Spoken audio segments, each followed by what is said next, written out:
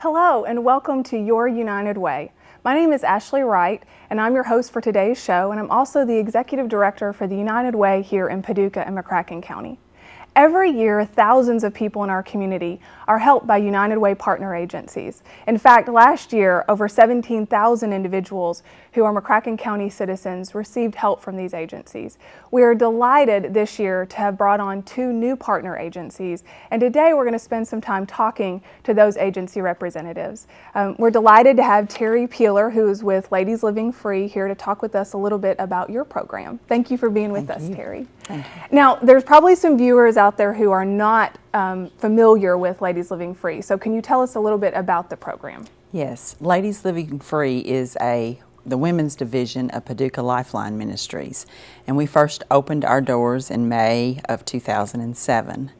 And I'll just describe what the program consists of. It's 6 months residential and 3 months of aftercare. So what that means is, when a client comes to us and they go through our program, the first 3 months are in-house residential, where we are just separating them from the outside world, helping them to regroup, recommit their lives, and we have classes that they go through. And then the second 3 months is when we start the transition process of helping them get a job. And at that point, they pay us rent those last 3 months, and we help them to find a job and then get ready to go back out into society. Now, the third part of this is at least 12 weeks of aftercare, and that's where they're no longer living there on site, but they come to a meeting weekly. We have someone on staff that kind of keeps in touch with them, make sure they're doing okay. And this aftercare class is kind of like a support group where they can come and share the good things and maybe if they're struggling, you know, what they're struggling about, and then we all come together and kind of help hold them up in that. Now, is the aftercare meetings, are they specifically for graduates, or is any woman who is struggling with addiction able to come? The aftercare meetings are for individuals who have completed our program. Okay. Now, I sometimes, like, somebody will call and there's just no way they can go through their program, and I will meet with them one-on-one, and I have done that several times. Now, one of the reasons that the United Way was so interested in partnering with Ladies Living Free is because, as we all know, drug abuse in our community is just rampant, and what it's doing in our community is devastating. And what is so concerning to us, I think, is the fact that there's very little available for women in this community. And so I'm wondering, do you have a waiting list at Ladies Living Free? Oh, yes. The first thing that a woman would do if they want to come to our program would be to fill out an application. And we only house 19 women, and that's like every 3 months, you know, we are taking a group of women. So if you can only house 19, that's basically 9 or 10 women that you take each time. So yes, we see, you know, that's basically what it is. I mean, there was no place in McCracken County for women, and so it was on a lot of women's hearts that you know, we needed this desperately. And so yes, there is a waiting list. Sure. I mean, we take, I don't know how many applications, I would veer to say probably 100 every time we take a new group, and if you can only take 10 of those. Well, how many women, so potentially how many can graduate in the course of a year from your program?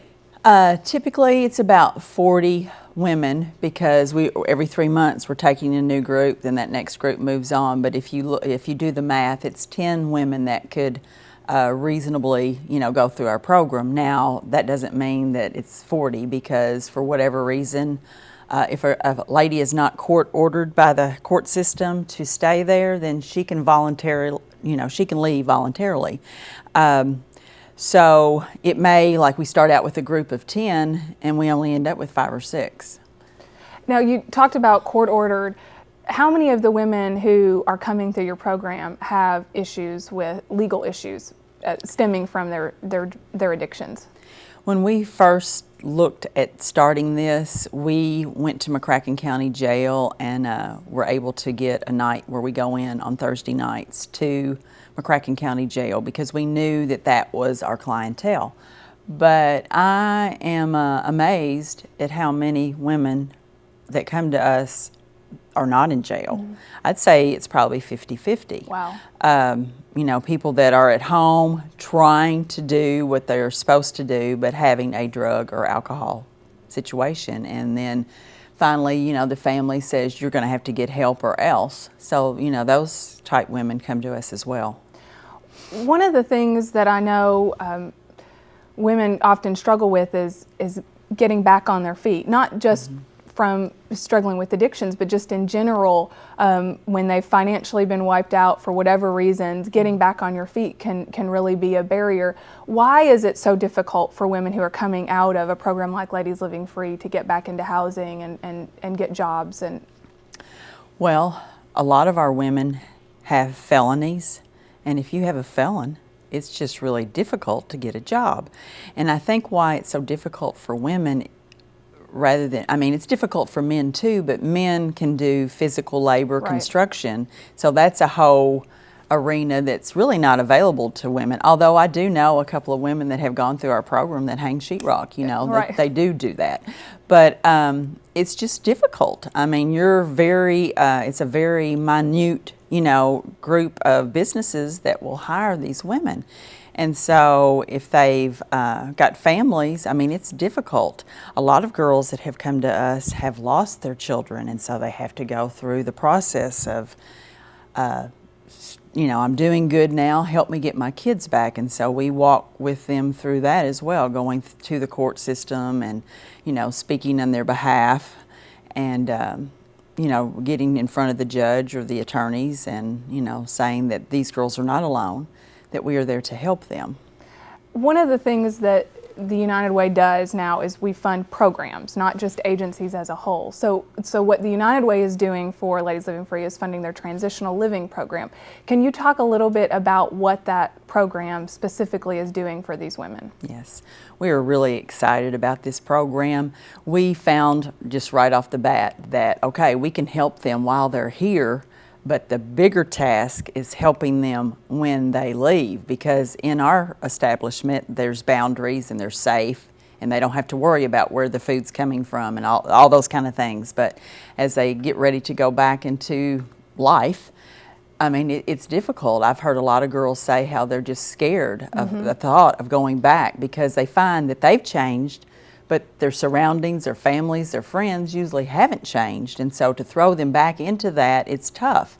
So we knew that right on that we needed to help them with maybe their physical appearance. We've helped ladies, you know, get new teeth because a lot of times the drugs will, you know, destroy that. Like if they don't have their GED, we will help them get that. And with this new transitional program that United Way is helping us with, we are able to do some new things that we've not done before. And one of those things is having a computer class where we can, I mean, because everything's done on the computer now.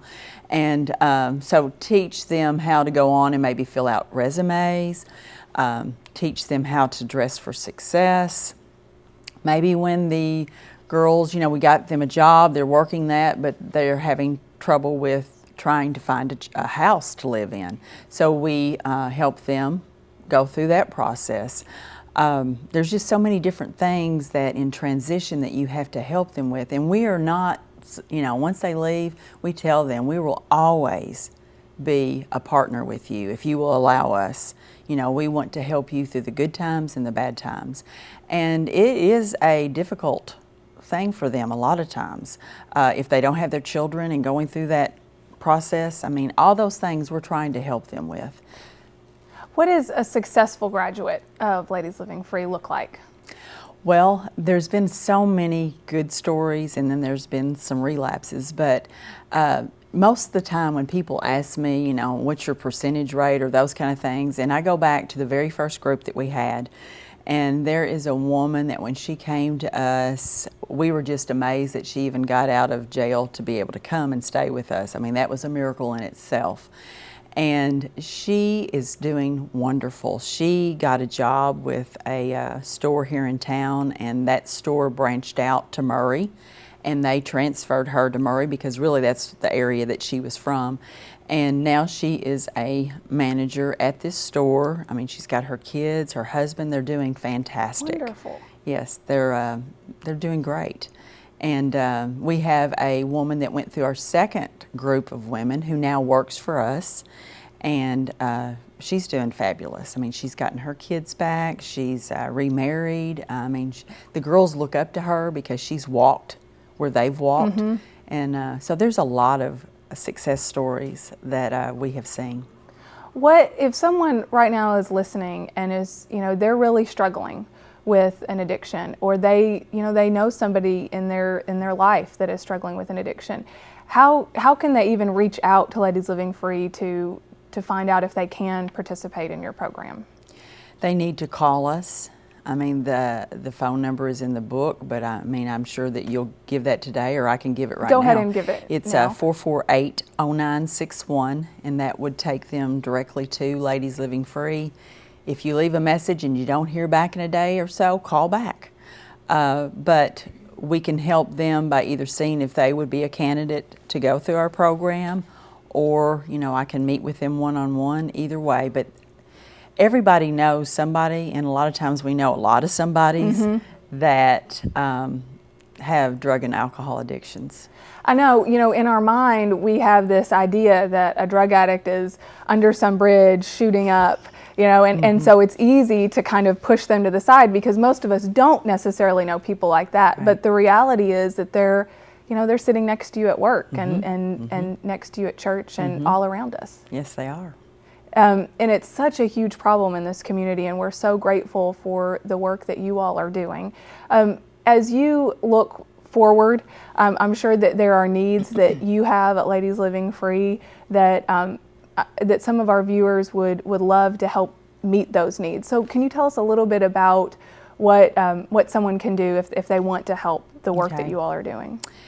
The biggest thing that I think of is, how do we feed these girls? And so, and people typically don't like to just send in a money donation. They want to know a specific, and so we always need food and we always need toilet paper. Okay. That's funny, but with a house full of women, you always need toiletries.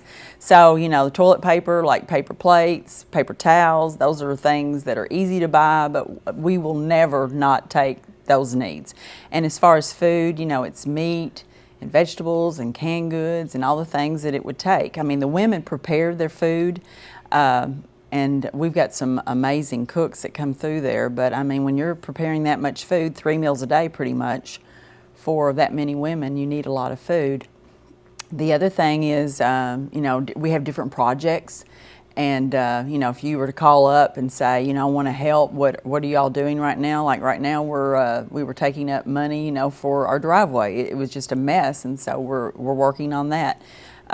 We've had, like a sewer system, people helped with that. I mean, this is a really helping community. Yeah, it is. If they know what the needs are. And so, I know that people want to help here. But, we look for people that will donate on a regular basis because all the funding typically comes from individuals, businesses, and churches. So, we love for people to send in a monthly check. And, $10, $25, that helps. Can you just drive up to your location? Do people need to call if they have those donations? We prefer that people call Okay. because we do have a program, and I mean, there's a lot of people that will just come and then somebody has to stop what they're doing. So really it's best to call first. And arrange to and just drop to those off. tell what you're wanting to do, and then we can make arrangements for you to come by. Okay. Well, thank you so much, Thank you. Terry. We at the United Way are certainly thrilled to partner with you and the wonderful work that you're doing at Ladies Living Free, and we look forward to a long partnership with your organization, and thank you for the work that you do. Thank you so much, Ashley. Appreciate it. And we'll be right back with our next guest, Tina Hollowell with Merryman House.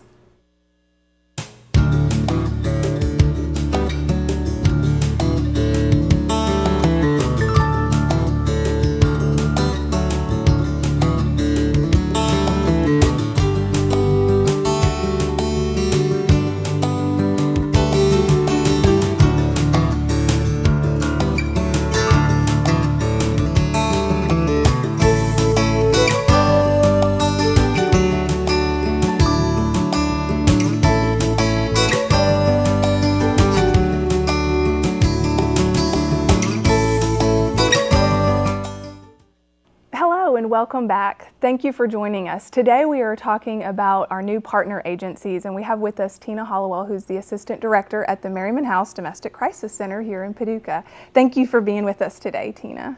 Hi, Ashley. Thank you. For viewers that are not familiar with the Merryman House and what it does in this community, can you tell us a little bit about the services that you offer? Well, we have a shelter where families come in that have been a result of a domestic violence situation. We have several outreach programs. We serve 8 different counties here in Paducah. So throughout all of the purchase area? Yes, we serve 8 different counties, Fulton, Paducah. You don't have to go through all of them. But throughout the purchase area, you all are providing services. Yes. And the shelter is here in McCracken County. Yes. Do you ever take men into the shelter? Yes, we do.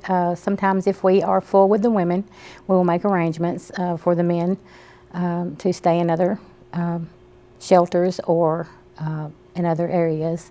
Obviously, if we're full with women, we have to provide other services for them. But I would assume it's predominantly a female-based client population. Yeah, and a lot of the times when I'm talking, I'll say women because we do primarily, that is, women and children that come into the shelter. We are seeing more men that we serve in outreach as well. And when you talk about outreach, what kind of services do they provide? And so is that for people that are obviously not coming in to seek shelter, but have alternative housing, I'm assuming? Yes. Well, we provide them the same services that we would provide the families that come in shelter. A lot of families do not need to come into shelter, but they need some of the services that we offer. So we offer them the same services. We offer them assistance with sometimes finances, sometimes utilities, just clothing for their children, supplies, just the basic things you and I would use.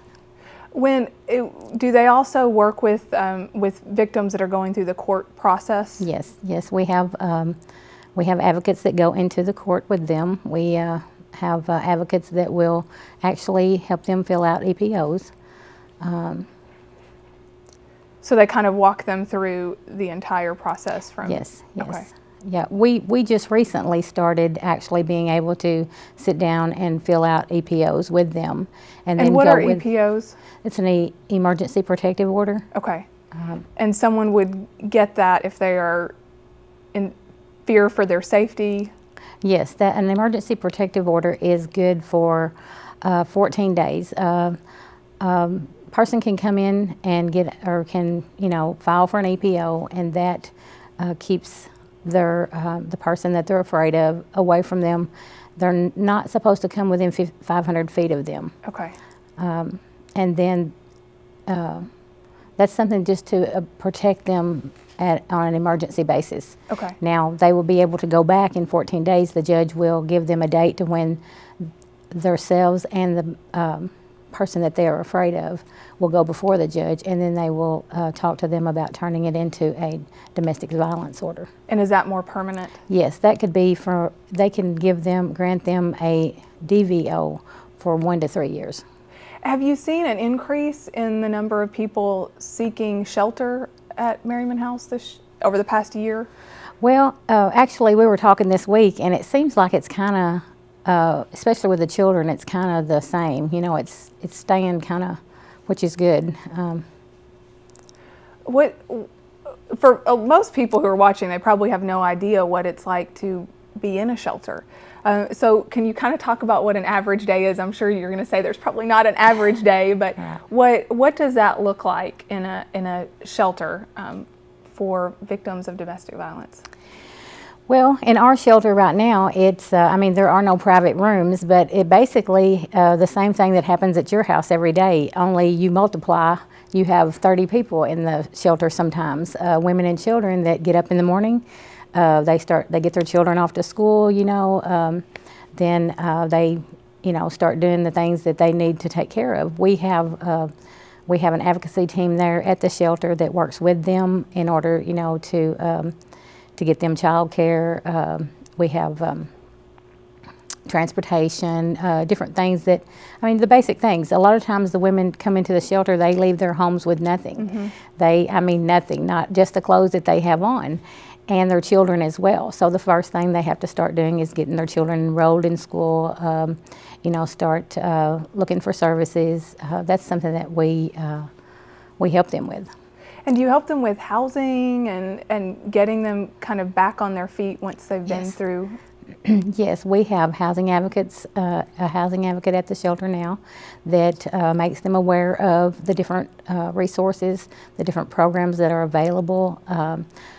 Some of them they qualify for and some of them they don't. It's just, and that determines too how long they're there a lot of times is when they can actually, some of them come into shelter and they've been isolated from the community and they haven't even worked, they just have to start where they are.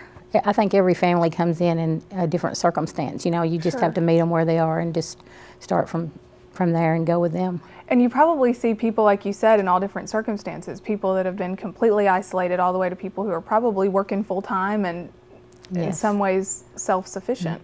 Yes, and we do. It is. We have ladies that come in there that are, going to school, work, have a full day just like the rest of us. They still get up in the mornings. We have 4 bathrooms and 30 people, so you can imagine, it gets a little chaotic in the mornings and in the evenings, but, it's amazing how they really pull through and do well. A lot of times when people think about domestic violence, they primarily think about the adults, the adult victims, and the perpetrators involved. But we know, and as you have mentioned, children play a big role in domestic violence. So can you talk a little bit about what you all are doing for the children in shelter? Okay. Well, a lot of times the children come in, and children really don't understand what's going on. The first thing that they recognize is, I've been took out of my house. I do not have my belongings. And they just don't understand the situation a lot of times. So we try to have programs and things to where that we can educate them on really actually themselves and what's going on with them. Sometimes the children will come in really angry, and they really don't understand why they're so angry. So a lot of times, if you just explain to them and let them see, some of how the domestic violence works in their lives, and I guess it's kind of validating their feelings at the same time, and helping them to understand that mom is doing the best she can do for them right now. Yeah. A lot of times that. They just need to be recognized. Sometimes they just need to know that what they're feeling is okay. No one likes to be just took away from their home, but no one likes to live in that either. But a lot of times these children have become accustomed to that way of life, so it's real scary for them to come into something different.